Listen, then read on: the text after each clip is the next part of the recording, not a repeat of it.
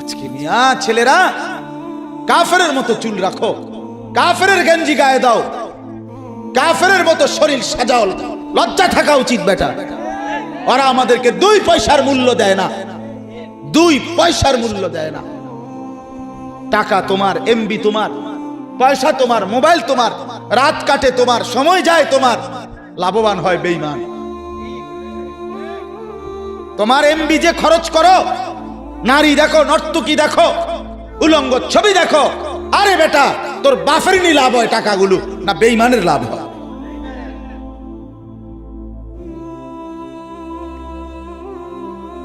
আশ্চর্য। হাসো না, গুনার কথা শুনবার পরে যে হাসে সে সম্পূর্ণ প্রতিবন্ধী। নিজের পাপের কথা শুনবার পরেও যে কি করে হাসে সে কি প্রতিবন্ধী। প্রতিবন্ধী তাকে মেন্টাল হসপিটালে পাঠানো উচিত, মানসিক হাসপাতালে। সে সুস্থ না, সে সুস্থ না। একজনের মনে করে একজনে খারাইয়া মুইতে আছে, হাতের কইলে মনে করে কিরে তুই যে দাঁড়াইয়া মনে, হ্যাঁ তা আসে। তো এইটা কি স্বাভাবিক মনে? এ কি সুস্থ? এ তো প্রতিবন্ধী, এ তো মানসিক সমস্যা। এই জন্য বাপ কলিজা ছেড়ে যাচ্ছে। ফিলিস্তিনের শত শত মুসলমান, তাজা খুন ঝরতেছে মুসলমানের এলাকায়। ফিলিস্তিন এবং ইসরায়েলের পুরা সীমানা এটা মুসলমানদের। ওরা সম্পূর্ণ অবৈধভাবে এই হাউজিং কোম্পানির মতো মাল্টিপারপাস কোম্পানি অথবা হাউজিং কোম্পানি যেরকম জায়গা কিনে, কথার কথা একখান দিয়ে এরকম জায়গা কিনছিল, এই কিনা জায়গার উপরে ব্যারিকেড দিয়া, কাঁটা তারের বেড়া দিয়া, ওইটা আমগো দেশ। এরকম একটি দেশ আজকে 75 বছর টানা, সেই 1948 সনে ইসরায়েল রাষ্ট্র ঘোষণা করছে। মুসলমানের কলজা কাইটা, মুসলমানের সীমানা কাইটা আজকে 75 বছর। আপনি মোবাইল দিয়ে হিসাব করে দেখলেন, 75 বছর টানা এই বেঈমানরা মুসলমানের রক্ত ঝরাইতেছে। 75 বছর টানা। আমি যদি নাও খাইতে পাই, আমাদের যদি ভিটামাটিও না থাকে, তারপরেও আমরা কেন মুসলমান হয়ে বেঈমানের মতো লেবাস, পোশাক, চুল, চেহারা বানাবো কেন? কোন লজ্জা? ওরা আমাদেরকে কি দিছে মিয়া? বলো বলো ছেলেরা, তোমাদের এই বিকৃত চুল রাখার পরে কোন ফুটবল খেলোয়াড়, ক্রিকেট খেলোয়াড় তোমার 2টা পয়সা কোনোদিন দিছিনি? কোনোদিন? তো তুমি কিত্তে গিয়া তারে অনুসরণ করলা? তোমারে 2 পয়সার বন খাবাইছিনি কোনোদিন? তো তুমি কি পাইলা? আমারে কও, কি পাইলা? সমাজ তোমারে ভালো মনে করে। এই বিশ্রী চুলওয়ালা ছেলে তোমরা বলো, একটা ছেলে বলো যে আমারে যেই দেখে সেই আদর করে, সেই আমারে কাছে টানে, সেই আমারে মহব্বত করে, খোঁজ খবর নেয়, এরকম একটা ছেলে দাঁড়ায় বল আমি নেমে যাবো বেড়া। তোকে ঘৃণা করে সমাজ। তোর চুল দেখে ভয়ে কিছু বলে না, যে না দেখতে মনে হয় বখাটে কি দৌড়ালায় না হতে এলায় কম জানা মাতিস না, যা চলু খেতে এতের মতো দিয়ে ফিট তার কোয়ারে চলুকতে তার মতো। ঠিক কিনা বলেন না? এটা তো বদনসিব, এটা তো বদনসিব বাবা। যাকে বাবা আগলাইয়া রাখে না, যাকে মা আগলাইয়া রাখে না, যারে মুরব্বীরা কাছে টেনে নেয় না, ছেড়ে দিছে তারে তার হাতে, এটা তার জন্য মন্দ না? কথা বলেন না কেন?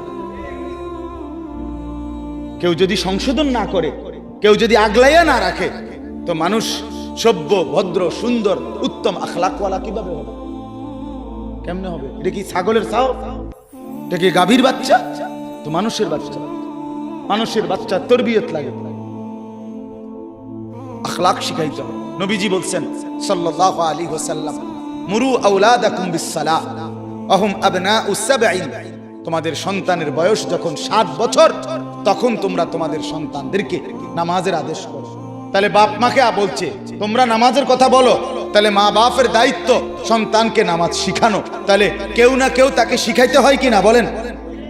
এই বাচ্চাগুলো যে এখন জানাজার নামাজের এই সুন্দর প্রদর্শনী দেখাইলো, এরা মাটির তলের থেকে এটা শিখছে কেন? এটা কেউ শিখায় নাই তাকে। ওস্তাদের অনেক আপনার সময় লাগছে 20 মিনিট, কিন্তু ওস্তাদ শিখাইতে লাগছে 20 মিনিট না? কি মনে হয়? বহু দিনের মেহনত, বারবার দোহরাইছে, বারবার ভুল করছে, বারবার ঠিক করে আজকের এই দিনটার জন্য বাচ্চাকে প্রস্তুত করছে।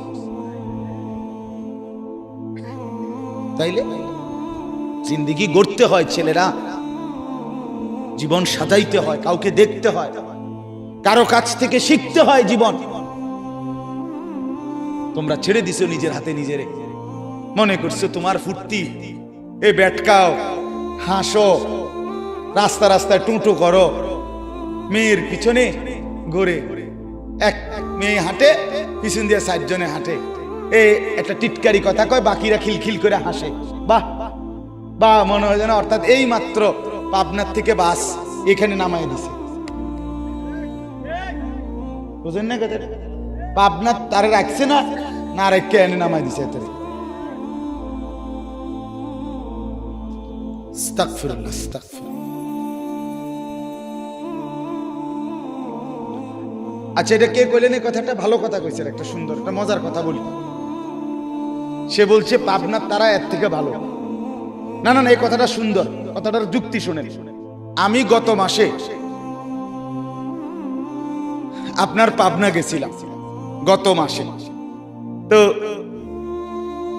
পাবনা যাওয়ার পরে আমাদের জামাত আছে, সেখানে ছিল আমার কুমিল্লা ক্যান্টনমেন্ট থেকে তাবলিগে দাওয়াত তাবলিগের জামাত, আমার জামাত ওইখানে গেছিল।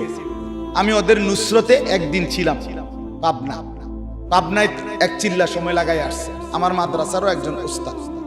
তো ওই যেদিন গেলাম, তো আসর পর্যন্ত বয়ান করে আসরের পরে আমারে ওনারা নিয়ে গেছে আপনার এই পাবনা মেন্টাল হসপিটাল দেখার জন্য। তো পুলিশ থেকে বলে আমার জন্য অনুমতি নিছে, এটা এমনি সবাই ঢুকতে দেয় না, ভিতরে যাইতে দেয় না, বাকি বিশেষ অনুমতি নিলে দেয়। তো আমার জন্য আগে অনুমতি নিয়ে তারপরে আমার সহ আরো 4-5 জনকে নিয়ে আমরা ভিতরে ঢুকছি। মাসুদ জামিল ভাই কো, উনিও মনে ছিল সাথে। তো এরপরে আমি আপনার না ইয়াহিয়া ছিল। তো আপনার আমরা গেছি আসর থেকে মাগরিব। ছেলেরা তোমরা শোনো, বাপ আমার এই কথাটা শোনো। আসর থেকে মাগরিব আমি 150-200 পাগল এই মেন্টাল হসপিটালে ওয়ার্ডে ওয়ার্ডে আছে। কোন ওয়ার্ডে 60 জন, 50 জন, 70 জন করে করে আপনার আমি ওয়ার্ড ঘুরে ঘুরে দেখছি। তো এই দুইটা জিনিস দেখছি।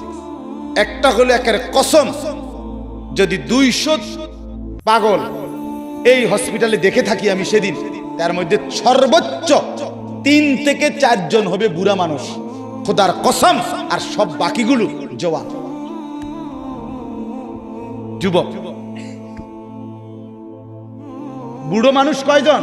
3-4 জন, আর বাকি সব কি? হায় বাস। 2 নম্বর কথা হলো, এই ছেলের কথার কারণে বলতেছিলাম, মাগরিবের ওয়াক্ত যখন হইছে, আজান হইছে, 2টা ওয়ার্ডে আমি দেখছি এই পাগলেরা, এদের মধ্যে প্রতি ওয়ার্ডে 17-18 জনের মতো পাগল। এত আমি একজনকে জিজ্ঞাসা করছি, তোমার নাম কি? আমার নাম রবীন্দ্রনাথ ঠাকুর। কথা বুঝছেন না? তাহলে বুঝা গেল সে কি মেন্টাল কিনা। কিন্তু আজান হওয়ার সাথে সাথে একটা ছেলেরে দেখলাম, এই পাগল এটার ভিতরে, ওয়ার্ডে তো ঢুকতে দেয় না, গ্রিল দিয়ে দেখছি। তো আজান দিছে এবং 17-18টা ছেলে নামাজে দাঁড়াইছে। তাহলে তোমার এই কথা ঠিক হলো না? পাগলও তো আল্লাহকে সেজদা করে। আরে তুই কি মাতাল? তোর মার ঘরে জন্ম নিয়া, বাপের ঘরে ঘুমাইয়া, 3 বেলা ভাত খাইয়া তুই জানোয়ার সেজদা করস না, একটা ওয়াক্ত নামাজ পড়স না, তুই মানুষের বাচ্চা হইলি কেমনে বেটা? এই বেহায়া, বেনামাজি। আজকের সারাদিনে যারা এক ওয়াক্ত নামাজ পড়ো নাই, বের হবে এটা তুই বেটা বেশরম বেহায়া। তোর মালিক তোকে জন্ম দেয়, সৃষ্টি করে না? তোর আল্লাহর দেওয়া আসমান তুই ভোগ করো না? কার জমিনে তুই চলো বেটা?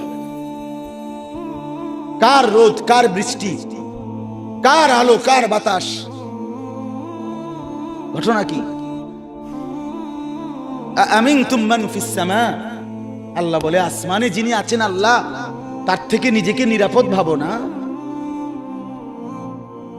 হ্যাঁ হ্যাঁ, বাদুকা খাবাই দেখে মনে করছো তুমি বান্দা, আমি কিচ্ছু কইতাম না, তুমি তামসা মনে করছো? হ্যাঁ, ফুর্তি যৌবন, যৌবন তোমার বাপে দিছে। কথা বলে না কেন? যৌবন কারো বাপের দেওয়া? তো তোমার ভিতরের শক্তি, কামনা, বাসনা তো আল্লাহর দাম। আপনি একটা কথা শুধু বলেন, মনে করেন এখানে দুইজন মহিলা দাঁড়াইছে, কথার কথা একটা উদাহরণ দিচ্ছি। তো একজন হলো আমার মা, আরেকজন হলো আমার স্ত্রী, কিন্তু দুজনেই মহিলা। রক্ত মাংসে, শরীরের গঠনে, শরীরের অঙ্গ প্রত্যঙ্গ দুই নারীরই বরাবর, ঠিক কিনা বলেন? কিন্তু এই মা নামের যে মহিলাটা, আমি যখন তার দিকে তাকাই, আমার দিলের অবস্থা যেটা হয়, 1 মিনিট পরে, 30 সেকেন্ড পরে যদি আমি স্ত্রীর দিকে তাকাই, ওই মহিলাটার দিকে তাকাইলে আমার দিলের অবস্থা ক্ষণিকের মধ্যে ভিন্ন রকম হয়। এই 30 সেকেন্ডে আমার দিল বদলে দিল যিনি, তিনি কে? তো যদি দুটোটা বরাবর লাগতো, কথা কয়, যদি জ্বরের রোগীর মতো হইতো কামরুল ভাই, যে মিঠাটাও তিতা লাগে, তিতাটাও কি লাগে, যদি দুইজনকেই মা মনে হইতো, যদি দুইজনকেই স্ত্রী মনে হইতো, বলো না বাপ? তো আল্লাহ তাআলা তা বলেন, ভিন্ন ভিন্ন প্রবৃত্তি তো আমি দিয়েছি। মাকে দেখলে একরকম মনে হয়, স্ত্রীকে দেখলে আরেক রকম মনে হয়। এই হালাত, দিলের এই অবস্থাটা পরিবর্তন কে করছে? কার নাফরমানি করো? কার নাফরমানি? এজন্য লজ্জা থাকলে, আমার কথা শেষ, শরম যদি থাকে, মায়ের দুধ যদি খেয়ে থাকো, আমি বললাম বেনামাজি ছেলেরা আজকের রাতে এশার নামাজ পড়ো। এখন প্রয়োজনে যদি শরীর না পাক থাকে, পেশাব করে পানি নিয়ে আনিয়ে থাকো, তো আজ রাতে গোসল করো, নতুন লুঙ্গি পরে নামাজে সেজদা দাও, চোখের পানি ফেলে আল্লাহকে বলো, মাওলা বহুদিন তোমাকে নারাজ করেছি, আজ ওয়াদা করছি আর তোমাকে নারাজ করব না। আল্লাহ বলবে, বান্দা আমি এখনই তোর পেছনের সব মাফ করে দিলাম। আল্লাহ বলে, বান্দা তুমি যদি রাত্রে আসো, আমি রাত্রেই আসবো, তুমি যদি দিনে আসো, আমি দিনেই আসবো। গুনাহ নিয়ে আসবা মাফ চাইতে রাতে, আমি আল্লাহ মাগফিরাত নিয়ে আসবো রাতে। তুমি আসবে যখন, আমি আসবো তখন। তুমি আসবা 1 বিগত, আমি আসবো 1 হাত। তুমি আসবা 1 হাত, আমি আসবো 2 হাত। তুমি আসবা হাঁটতে হাঁটতে, আমি আসবো দৌড়তে দৌড়তে। আও না বান্দা, আও, দেও সেজদা দাও, গোলামি করো, বন্দেগী করো, আমাকে ডাকে। কেন ভুলে গেলা বান্দা? মা গাররাক, মা গাররাক। আল্লাহ বলছে কোরআনে, মা গাররাক। এই মানুষ, এই আমার বান্দা, কেন আমারে ভুলে গেল? কেন ভুলে গেল? আমি কি সৃষ্টি করি নাই? আমি কি অঙ্গ প্রত্যঙ্গ দেই নাই? আমি কি এমন সুন্দর সুঠাম স্বাস্থ্য বানাই নাই? আমি কি এই চমৎকার চেহারার আকৃতি দেই নাই? আমি কি 2টা চোখ দেই নাই? আমি কি একটা জিহ্বা দেই নাই? আমি কি 2টা ঠোঁট দেই নাই? আমি কি তোমাকে বানাই নাই? বলে বলো না ছেলেরা, উত্তর দাও ভাই, রাত গভীরে উত্তর দাও। গভীর রাত, এখন কোটি কোটি মানুষ ঘুমায় গেছে, তুমি এখন বলো ইনসাফের সাথে, কত নারী দেখলে স্বপ্ন মিটবে? কত উলঙ্গ ছবি দেখলে তোমার তৃপ্তি হবে? হ্যাঁ, মোবাইলে কত নগ্ন ছবি দেখলে তোমার আউশ মিটবে? বলো ভাইয়া, বলো বলো বলো, একটা ছেলে বলো। পৃথিবীর কত লক্ষ নারী দেখলে তোমার আর দেখতে মন চাইবে না? কত উলঙ্গ ছবি দেখলে তোমার আর মন চাইবে না? যে মদখোর, যে নেশাখোর, সে তো আটলান্টিক মহাসাগরের ভরা মদ খেলেও তার তৃপ্তি হবে। যে জুয়ারি, সে জুয়া খেলতে খেলতে তার যদি ভিটা মাটি বউ বাচ্চাও দিয়া দেয়, তারপরও তার জুয়ার নেশা যাবে না। যে নারীতে আসক্ত, তার তৃপ্তি হয় না। গুনাহ তৃপ্তি দেয় না, নাফরমানি তৃপ্তি দেয় না। দুনিয়া একদমই অল্প, একদমই অল্প, একদমই অল্প, একদমই অল্প। আজকে যারা বৃদ্ধ মানুষ, আপনারা ভাবেন আপনি সেই ছোট্ট ছিলেন, আপনি কিশোর হলেন, তরুণ হলেন, যুবক হলেন, আজ অক্ষম, দুর্বল, বৃদ্ধ। আর কয়েকদিন, যে কোনো দিন আপনি কবরস্থানে। আজকের যুবক ভাই, তুমি ভাবো, তুমি তো প্রথম দিন যুবক ছিলে না, এক ছোট্ট কোলের বাচ্চা ছিলে। আজ তুমি ধীরে ধীরে তোমার সেই শিশুকাল চলে গেল, কিশোরকাল চলে গেল, তরুণ কালও চলে গেল। তাহলে পিছনের এই সময় যেহেতু গেছে, তো ধরে নাও যৌবন কালও চলে যাবে। কোনো সন্দেহ, কোনো সন্দেহ। বন্ধু আমার, নষ্ট হইও না, নষ্ট হইও না। জীবন বড় দামি, সময় বড় দামি, হায়াত বড়ই দামি। এত সুন্দর যৌবন নষ্ট করে দিও না। হাদিসের মধ্যে আছে, আল্লাহর নবী সাল্লাল্লাহু আলাইহি সাল্লাম বলছিলেন, লাকাদ হামামতু আন আমুরা ফিতিয়াতি, আমার মন চায় আমার যুবকদেরকে সঙ্গে নিয়ে আমি ঘরে যারা নামাজ পড়ে আমি তাদেরকে বের করে আনি, অথবা আমি তাদেরকে আগুন দিয়ে ঘর সহ জ্বালিয়ে দেই। নবীজির হাদিস এটা। নবীজি বলছে, আমার ইচ্ছে জাগে আমার যুবক সঙ্গীদেরকে নিয়ে আমি মুসলমানের ঘরে ঘরে গিয়ে বেনামাজি ঘরে নামাজ পড়ে তাদেরকে টেনে হিচড়ে বের করে আনি।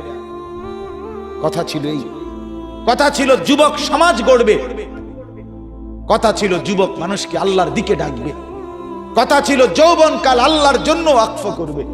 আজ দিয়া দিছে নারীর কাছে, জিনার ব্যভিচারের কাছে, মদ আর জুয়ার কাছে, মোবাইলের কাছে। আস্তাগফিরুল্লাহ, আস্তাগফিরুল্লাহ, আস্তাগফিরুল্লাহ। এক নারী এত দরকার, এক মেয়ে এত দরকার যে দুনিয়া ভুলতে হবে, আখিরাত ভুলে যেতে হবে, সমাজ ভুলে যেতে হবে। এক নারীর মধ্যে এতটা কি হয়ে গেল যে এটার পিছনে সারাক্ষণ সময় দিতে হবে। এটা কি এমন আশ্চর্য বস্তু! নারী আর পুরুষের, স্বামী আর স্ত্রীর মিলনেই তো পৃথিবীর সেই আদম হাওয়া থেকে এই পর্যন্ত মানুষের ধারাবাহিকতা। তো এটা তো একটা স্বাভাবিক প্রক্রিয়া। হাজারো কোটি মানুষ পৃথিবীতে স্বামী আর স্ত্রীর পবিত্র বন্ধন হইছে, তো সেটা তুমি একটু অপেক্ষা করলে তোমার জীবনেও আসবে। কথা বলেন না কেন? এটা একটা সহজ বিষয় না। আল্লাহ তাআলা আমাদেরকে বুঝার তৌফিক দান করেন। চলেন তরজমা শুনেন। আল্লাহ তাআলা বলেন, ওয়াদরিব লাহুম মাসালাল হায়াতিদ দুনিয়া। হে নবী, আপনি আমার বান্দাদের নিকট, এই শেষ তরজমা বললেই শেষ। শুনতেছেন? আল্লাহ বলেন, হে নবী, আপনি আমার বান্দাদের নিকটে দুনিয়ার জীবনের দৃষ্টান্ত, উপমা, পরিমাণ, পরিধি বর্ণনা করেন। দুনিয়া কদ্দুর, দুনিয়ার হায়াত কদ্দুর। আল্লাহ বলেন একটা উদাহরণ দিয়া বুঝান। নবীকে বলছে, কি দিয়া বুঝান? উদাহরণ। তো আল্লাহ উদাহরণ দিছে, মনে করেন এটা একটা ধান ক্ষেত, এই একটা ধান ক্ষেতের উদাহরণ। আল্লাহ বলেন, কৃষক এটার মধ্যে জ্বালা ফেলাইছে, ওই যে ধান, এটা জ্বালানি কর, শুনতেছেন তো? জ্বালা ফেলাইছে। এই শুরু হলো তার ধান এর প্রক্রিয়ার প্রথম পর্ব, নাকি তা? আল্লাহ বলেন, তো এই ধান গাছের উপরে আকাশ থেকে আমি আল্লাহ পানি বর্ষণ করলাম, বৃষ্টির আকারে অথবা কুয়াশার আকারে। তো পানি বর্ষণ হলো। এখন কি হলো? আল্লাহ বলেন, এরপরে ধীরে ধীরে লক্ষ্য করেন, যে এই ধান গাছ থেকে কয়েকদিন পরে ছোট্ট একটা সবুজ গাছের চারা বের হয়েছে। এবার খেয়াল রাখেন, এই চারাটা বড় হইতেছে, বড় হইতে হইতে একটা সময় সবুজ শ্যামল পুরা ক্ষেত ধান গাছে ভরে গেছে। সবগুলো ধান গাছ থেকে নতুন করে ছড়া বাইরেছে। এর কয়েকদিনের মাথা এই ধান গাছগুলো সবুজ থেকে হলুদ রং ধারণ করছে, মানে পাইকা গেছে। এবার কৃষক ক্ষেত থেকে সেগুলো কাইটা আইনা এরপরে বাড়িতে আইনা ধানগুলো গাছ থেকে আলাদা করছে। করার পরে এবার গাছগুলো রোদ্রে শুকাইতে দিছে, নাকি তা রোদ্রে শুকাইতে দেওয়ার পরে 2 দিন লাগাইয়া এটি শুকাইয়া গেছে। এখন কি হচ্ছে, এই গাছগুলো এখন খড়কুটা হইয়া বাতাসের সাথে উঠতেছে, ঠিক কিনা বলেন? আল্লাহ বলেন ওই প্রথম দিনের সেই ধান শুরুর থেকে বৃষ্টির পানি পড়ার পরে সেই থেকে নিয়ে আজকে যে খড়কুটা হইয়া উঠতেছে, এই পর্যন্ত কয় বছর লাগছে? কথা কয় না চাচারা, কোন মুরব্বীরা? কয় মাস? 4 মাস, নাহলে 4.5 মাস, ধরলাম 5 মাস, 6 মাস ধরেন, তাহলে 6 মাসের বেশি তো হবে না, 6 মাস। আল্লাহ তাআলা বলেন, বন্ধু আমার বান্দাদেরকে বলেন, ঠিক একজন মানুষের দুনিয়ার হায়াত 60 বছর হোক আর 90 বছর হোক, 40 বছর হোক আর 50 বছর হোক আর 100 বছর হোক, এই দুনিয়ার হায়াতটা ঠিক কৃষকের ক্ষেতের ওই ধান থেকে শুরু করে খড়কুটা হওয়া পর্যন্ত যেটুকু সময় দুনিয়ার হায়াত, ঠিক এই যে কামা ইন আনজালনাহু মিনাস সামা।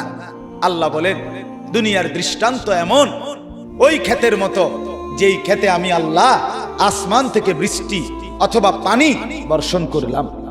ফাখতালাতা বিহি নাবাতুল আরদ, পুরা ক্ষেত তখন শস্য গাছে পরিপূর্ণ হয়ে গেল। আল্লাহ বলেন কিছুদিন পরে এই গাছ ধীরে ধীরে ধীরে ধীরে হলুদ হয়ে পাইকা কাটা গিয়া বাড়িতে আনার পরে ফাসবাহা হাসিমান, এখন শুকাইয়া হয়ে গেল খড়কুটা। তাদের রুহুর রিয়াহ, বাতাস তাকে উড়াইতে থাকে। আল্লাহ বলেন এটা যে দূর দুনিয়ার হায়াতে, এ 4 মাস 6 মাস, এই আপনি যে 60 বছর দফাদফি করছেন, এই দূরে আপনি বেশি কি করলেন দুনিয়া? আপনি একটা হিসাব কর না, আপনার বয়স 60 বছর, 3 ফুট বিদেশ পাঠাইছেন, আপনিও নিজে মেহনত করছেন, তাইলে এই সব মিলাইয়া এখন আপনার দুনিয়া অর্জন হইছে কিতা চাই কদুর হুনি না, মানে কি হইছে মোট সংসারে? 1 সেট সোফা, একটা ডাইনিং টেবিল, 6টা চেয়ার, 2টা আলমারি, হ্যাঁ 2 ডজন কাঁচের প্লেট, 1 ডজন চার কাপ, 4টা নুনের বাড়ি, 2-4টা বদনা, 2টা গোসলের বালতি, 2টা বালতির লগে মগ, হ্যাঁ কথা কর না, এরকম কিছু আসবাবপত্র ফার্নিচার, এই তো না আর কি? তা আর হলো বাজার সদাই, পাঙ্গাস, তেলাপিয়া, দৈন্যাতা, কাঁচা মরিচ, দুন্দুল, কইডা, কথা বলেন, পেঁয়াজ, রসুন, আদা, খানা খাদ্য, এই তো না আর কি? কয়টা ইট বালু গাঁথছেন, সিমেন্ট মাখছেন, এই তো আর কি? এর জন্য অনন্তকালের আখিরাত সব ছেড়ে দিলেন। এই কদ্দুর এই সোফা আর এই খাট পালং কদ্দুর গুছানের লাগা আপনি এত বড় অনন্তকালের আখিরাত ছেড়ে দিলেন।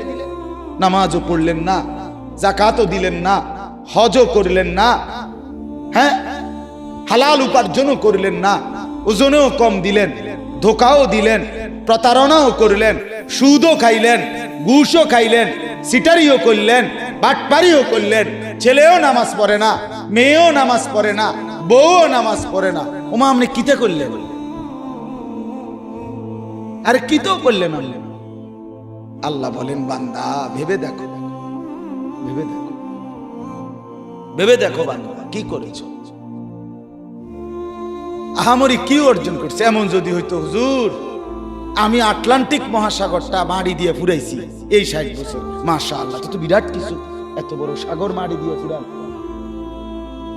অথবা হিমালয় পর্বতটা কাইটটা জায়গাটা সমান করছি, তখন যে কেউ ইচ্ছা করলে এনে ঘর দুয়ার করতে পারবে। বুঝো নাই আশরাফ?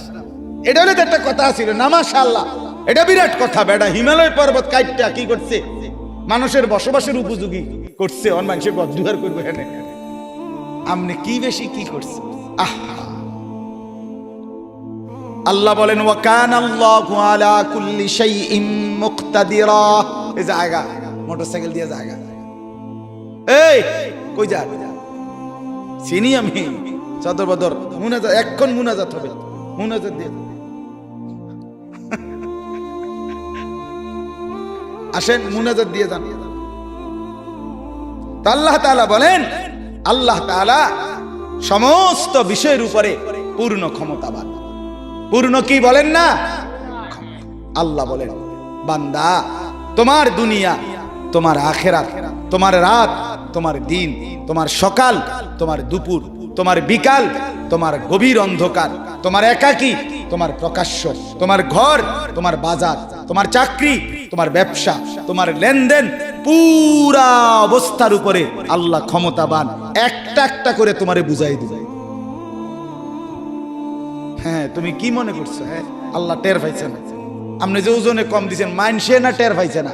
আল্লাহ টের পাইছে না? তো যুবক ভাইয়া, তুমি যে রাতের 2টা বাজে অশ্লীল ছবি দেখছো, বাপ মা না টের পায় নাই? আল্লাহ টের পায় নাই? তো কেমনে ছেড়ে দিবে তোমারে? কেমনে ছেড়ে দিবে? আলাম ইয়ালাম বিআন্নাল্লাহ ইয়ারা। আল্লাহ বলেন, বান্দা তুমি কি জানো না, আমি কিন্তু সারাক্ষণ তোমাকে দেখি। কতক্ষণ? আলা ইয়ালামু মান খালাক। আল্লাহ বলে, বান্দা কেমনে ভাবলা যিনি সৃষ্টি করলেন তিনি জানবে না? বানাইলেন যিনি তিনি জানবে না কেন? কেমনে মনে মনে ভাবলা আল্লাহ জানবে না, মানুষ জানবে না, এটা তো বলতে পারো, কিন্তু আল্লাহ জানবে না এটা কেমনে ভাবলা? ওয়া কানাল্লাহু আলা কুল্লি শাইইন মুকতাদিরা। আল্লাহ বলেন, আমি আল্লাহ সব বিষয়ে পূর্ণ ক্ষমতাবান। আমি আল্লাহ রাতেও দেখি, দিনেও দেখি, সকালেও দেখি, দুপুরেও দেখি, অন্ধকারেও দেখি, আলোতেও দেখি। 7 আসমানের উপরে যেই ফেরেশতা হাঁটে, 7 তবক জমিনের নিচে যেই পিঁপড়া হাঁটে, আমি আল্লাহর নজরে দুইটাই বরাবর। শেষ কথা হলো এবার আল্লাহ বলেন, আল মালু ওয়াল বানুনু জিনাতুল হায়াতিদ দুনিয়া। হে বান্দা আমার, দুনিয়ার এইটুকু হায়াতে, এই 4 মাসে, এই 4.5 মাস হায়াতে, 6 মাসের হায়াতে যদি শুধুই সম্পদ আর সন্তান আদি এড়িয়ে যদি গুছাইয়া থাকো, অর্জন করে থাকো, নামাজ নাই, সেজদা নাই, বন্দিগি নাই, জিকির নাই, তেলাওয়াত নাই, আখিরাতের চিন্তা নাই, হজ নাই, রোজা নাই, হালাল হারামের পার্থক্য নাই, শুধু মাল, শুধু সন্তান, শুধু শুধু ফুদ, শুধু বউ, শুধু বিদেশ, শুধু ভিসা, শুধু টাকা, শুধু বাড়ি, শুধু গাড়ি, শুধু বাজার, শুধু সদাই। আল্লাহ বলে, তো মনে রেখো, জিনাতুল হায়াতিদ দুনিয়া, এগুলো শুধুই কেবল দুনিয়ার কিছুক্ষণের সৌন্দর্য।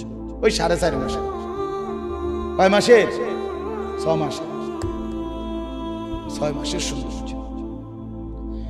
ওয়াল বাকিয়াতুস সালিহাত। আল্লাহ বলেন, কিন্তু মনে রেখো, এগুলো ক্ষণিকের। ওয়াল বাকিয়াতুস সালিহাত, বাকি থাকবে, স্থায়ী থাকবে, টেকসই হবে, হাসরের ময়দানে কাজে লাগবে, একেবারে জান্নাত পর্যন্ত পৌঁছাবে। শুধুই কেবল as-salihat, তোমার নেক আমল, নেক আমল, নেক আমল, নেক আমল। তোমার সেজদা, তোমার বাজার, 10,000 টাকার বাজার খাওয়ার পরে 4 ঘন্টা পরে টয়লেটে সব জমা দিয়া, টিস্যু দিয়া মুচ্ছা জাগে। এই হলো দুনিয়া। ঠিক কিনা বলেন না? এই হলো দুনিয়া। অতএব আল্লাহ বলেন, ওয়াল বাকিয়াতুস সালিহাত, সমস্ত নেক আমল, জিকির, তাসবিহ, তিলাওয়াত, কোরআন, নামাজ, রোজা, হজ, যাকাত, আল্লাহর ইবাদত, বন্দেগী, আল্লাহর হুকুম মানা, হারাম থেকে বেঁচে চলা, গুনাহ ছেড়ে দেওয়া, এগুলোই হচ্ছে স্থায়ী। বাকিয়াত এগুলো স্থায়ী। হুয়া খায়রুন ইনদা রাব্বিকা সাওয়াবান ওয়া খায়রুন আমালা, এগুলোই কেবল আল্লাহর কাছে বিনিময় পাবে। এগুলো দিয়েই যদি কিছু আশা করতে পারবে। আল্লাহ বলে যদি কিছু আশা করো তো সেজদা থেকে করো, যদি কোনো বিনিময় চাও তো সেজদা দিয়ে করো, রোজার থেকে বিনিময় চাও, যাকাত থেকে বিনিময় চাও, যদি কিছু আশা করো তো হজ যে করছো ওটার থেকে কিছু আশা করো, উমরা যে করছো ওটার থেকে কিছু আশা করো, মসজিদে যে দান করছো ওটার থেকে কিছু আশা করো, মাদ্রাসায় যে দান করছো ওটার থেকে কিছু আশা করো, সন্তানকে যে হাফেজ বানাইছো ওটার থেকে কিছু আশা করো, বাচ্চাটাকে যে সেজদাওয়ালা বানাইছো ওটার থেকে কিছু আশা করো। ওই ফাঙ্গাস তেলাফিয়ার থেকে কিছু টুয়াই, কথা বলেন না কেন? ও বুট মুড়ির থেকে কিচ্ছু চাইও না, ইতান দিয়া কিচ্ছু তো কিছু চাইলে কোশিসের থেকে বন্দিগি। এই যে হাতে ধরে যারা মোবাইল ধরে রাখছে, আপনার পুরা নজর আপনার এই মোবাইলের দিকে। এইভাবে আরো 500 বছর মোবাইল ধরে রাখলে মোবাইলের লাভ হবে, আমনের কোনো লাভ হবে না। আমনে যেই অপদার্থ ওই অপদার্থই থেকে যাবে। হ্যাঁ বলে একটু শক্ত করে লাইলেন, হ্যাঁ শক্তই বললাম, শক্তই বললি। এজন্য শক্ত বললাম কারণ এই মোবাইলের রুগী যারা, তারা বর্তমান জিন্দিগিটাই মোবাইল রে দিয়ে দিছে, জীবন সঁপে দিছে তাকে। ইহুদি আর খ্রিস্টানের কাছে জিন্দিগি তুলে দিছে, জীবন, হাসি কান্না, আনন্দ বেদনা, আবেগ অনুভূতি, নড়া চড়া, চলা ফেরা, উঠা বসা, সব কিছু টার্গেট একটাই, মোবাইলে যেন ছবি আসে। সব কিছু হাসেও না মোবাইল ছাড়া, কান্দেও না মোবাইল ছাড়া। আমার ঢালকানগর হযরত, বাংলাদেশের অন্যতম শ্রেষ্ঠ বুজুর্গ আরিফ বিল্লাহ হযরত মাওলানা শাহ আব্দুল মতিন বিন হুসাইন হযরত দামাত বারাকাতুহুম বলেন যে আমি নিজ চোখে দেখছি, হযরত বলতেছেন কাবা ঘরে আল্লাহর ঘরের সামনে দাঁড়িয়ে তাওয়াফ করার পর দোয়া করতেছে, মুনাজাত করে, কানতেছে, এই কানতেছে মুনাজাত করতেছে, মাঝখানে মোবাইলটা লাইভ চলতেছে, মোবাইলটা হাতের এমনি, মানে এটারে ভিতরে রাখিয়া কানতেছে, আল্লাহর কাছে মুনাজাত করতেছে, বা যেখানে যে লাইভ চলতেছে। দেখো দেশবাসী, পৃথিবীবাসী কান্দা কারে করে, বলেন এটা কি কান্না হইল? এটা কি আল্লাহর কাছে কিছু চাওয়া হইল? আফসোসের ব্যাপার কিনা বলেন, আফসোসের। আজ জিন্দিগি আমাদের এমন হয়েছে, সারা জীবনের সাধনা, 40 বছর 30 বছরের সাধনা, এরপরে হয়তো নবীর রওজায় গেছে গিয়া এত কষ্টের সাধনা, এইটাকে নবীজি সাল্লাল্লাহু আলাইহি সাল্লামের রওজা মোবারকের সামনে দাঁড়িয়ে পুরা লাইভ ধরে রাখছে মোবাইল। মানে ইহুদি আর খ্রিস্টানকে, কাফেরদেরকে জানাই দিছে যে 1 মিনিট আমি তোমাদেরকে না জানাইয়া চলবো না। আমাদের ইন্টারনেটের, আমাদের এই বড় মোবাইলের সমস্ত নড়াচড়া কাফের বেঈমানের কাছে যায়। প্রতিটা ছবি বলেন আর যাই বলেন তাদের কাছেই আগে সংরক্ষিত হয়, এরপরে আমরা দেখি, অন্যরা দেখে। এক স্ত্রী যদি আপন স্বামীর সাথেও একান্ত কথাবার্তা বলে তো সেটাও তাদের অফিস ভায়া হয়ে তারপরে কানে। এই জন্য বাপ খামখেয়ালি না, কথাটা তামাশা। আজ আমরা আমাদের জিন্দিগি তুলে দিছি মোবাইলের কাছে, জীবনটা, পুরাটা জীবন তুলে দিয়েছি আমরা তাদের হাতে, কাফেরদের হাতে। দুশমন এমন কৌশল পাচ্ছে যে কৌশলে মুসলমানের নড়া চড়া, উঠা বসা, ঘর বাহির ভেতর, গভীর রাত দিনের আলো, একাকী প্রকাশ্য গোপন 24 ঘন্টার হালাত, মুসলমানের অধপতন বাড়ছে না উন্নতি হচ্ছে তারা ঠিকই দেখতেছে। কারণ আমরা তো সব কিছু মোবাইলের মধ্যে দিতেছি। আমাদের টার্গেট হলো পৃথিবীর কেউ না জানে, মোবাইলও জানো। আখেরাত কি হবে, পরকাল কি হবে, হাসরের ময়দান কি হবে? এজন্য দয়া করে এটা বোঝা উচিত। এর লেগে শক্ত কথা বলতে আজকে আমরা প্রত্যেকে, এটা তো প্রয়োজন হইতে পারে, ঠিক আছে, প্রয়োজন, বড় মোবাইলের জরুরত আছে, অনেক কাজে লাগে, ঠিক আছে, সেটা কাজের জন্যই লাগানো হোক, যখন যেই প্রয়োজনটুকু সেই প্রয়োজনেই ব্যবহার হোক। কিন্তু এটা 24 ঘন্টা টিপতে হবে, সারা পৃথিবীর যে যা এটার মধ্যে দিব আমি সব দেখতে হবে, গরু ছাগল কুকুর বিড়াল শুকর হাঁস মুরগি বেড়া বেড়ি জোয়ান বুড়া সাদা কালা দেশি বিদেশি সব চাইতেইব আমি। এটা এমন জরুরি হলো কেন বলেন না? এটা কোনো কথা হইলো? এটা সুস্থ স্বাভাবিক কোনো মানুষের কথা হইলো? এটা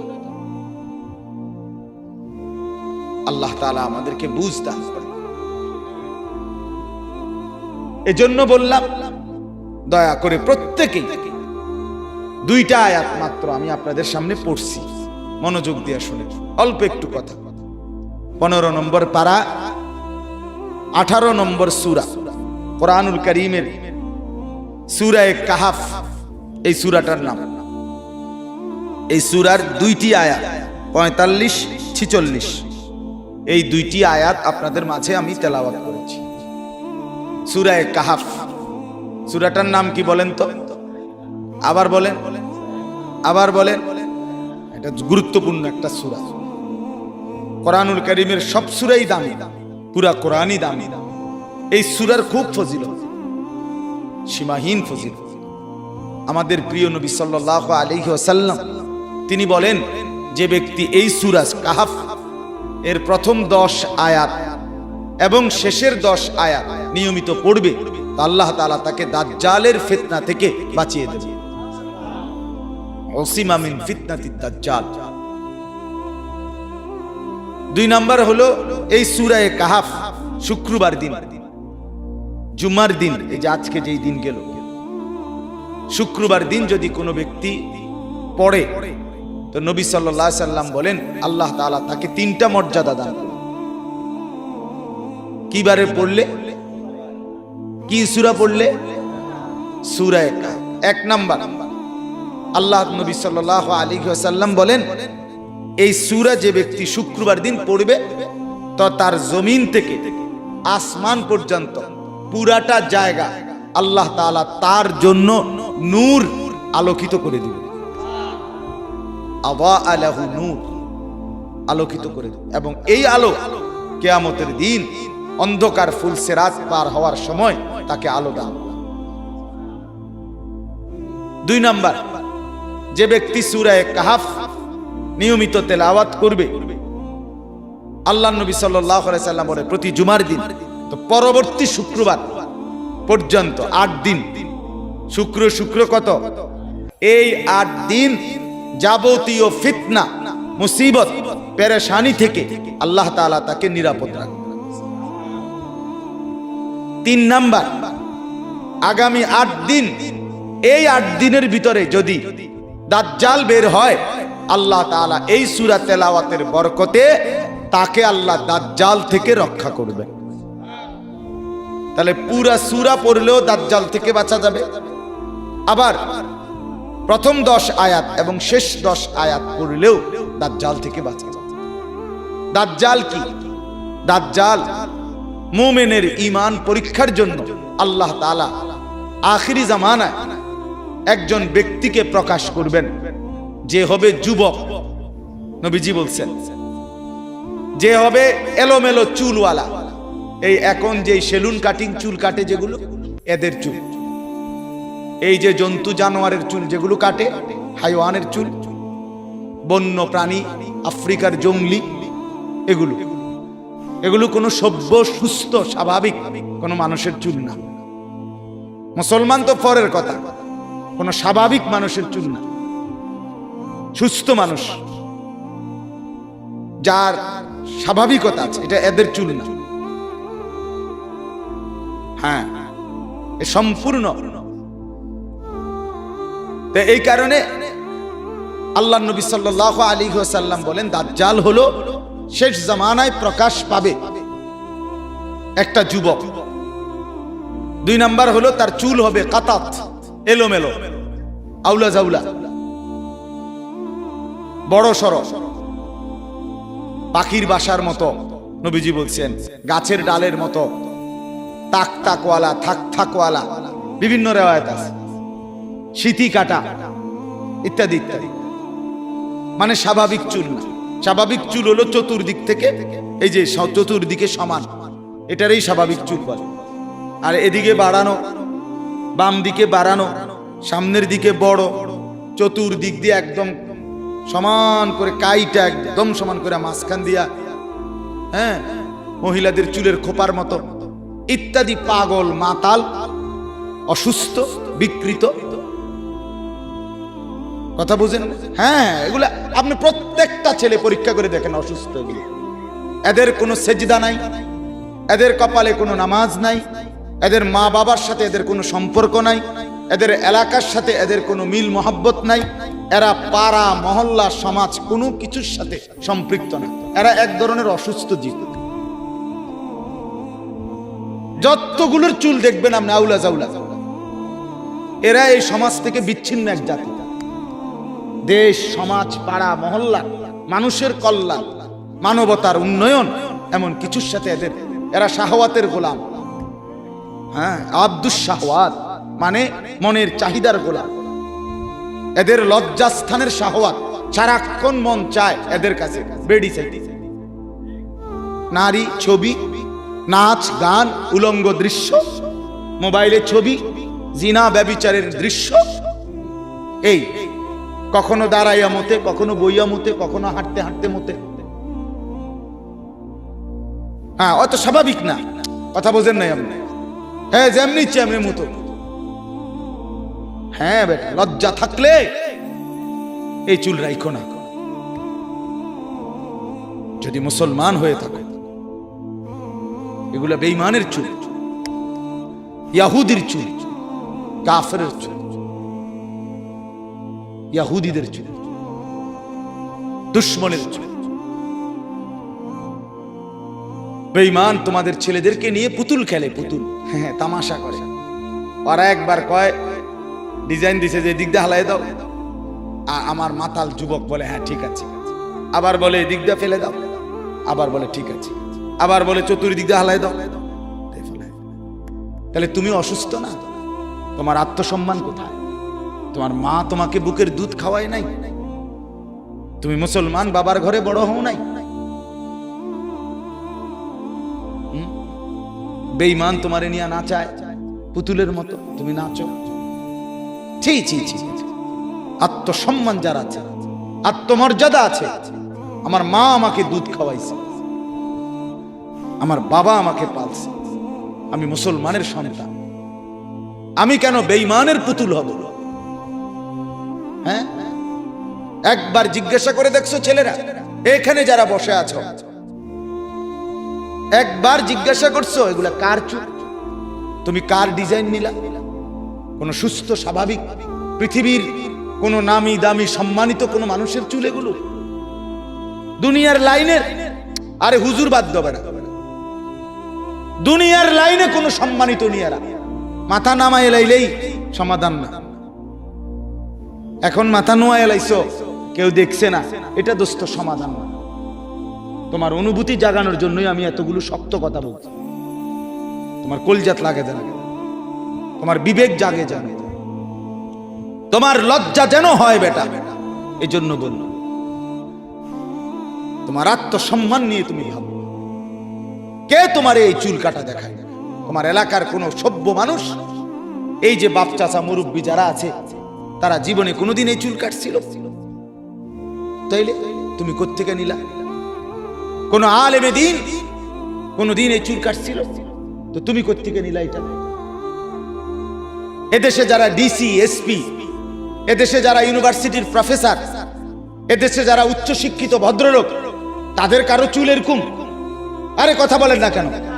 তাহলে তুমি কোন জঙ্গলির চুল নিলা? তুমি দিনদারও তো কারো না, কারো ডিজাইন নিলা না, আর দুনিয়ার লাইনেরও যারা সম্মানী তাদের কারো চুলের কুমনি আপনি কন্যা, তাহলে হে এটা কি চুল কাটি বলেন?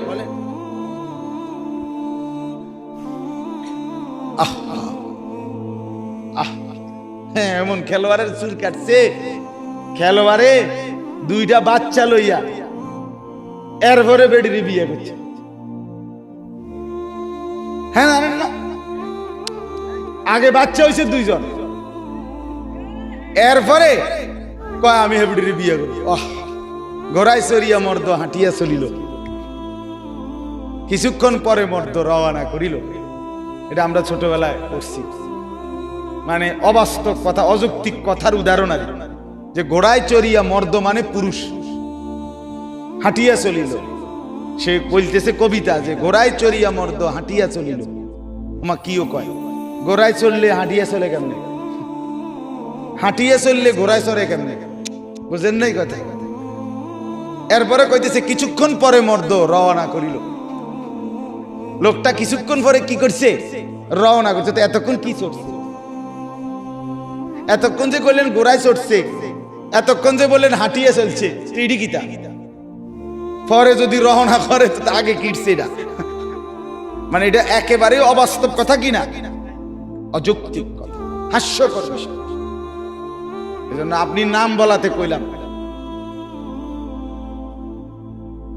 যে ছেলেরা বাপ আখলাক শিখো, জিন্দেগি শিখো, নিজেকে মানুষ বানাও, নিজের ভালো করো, নিজের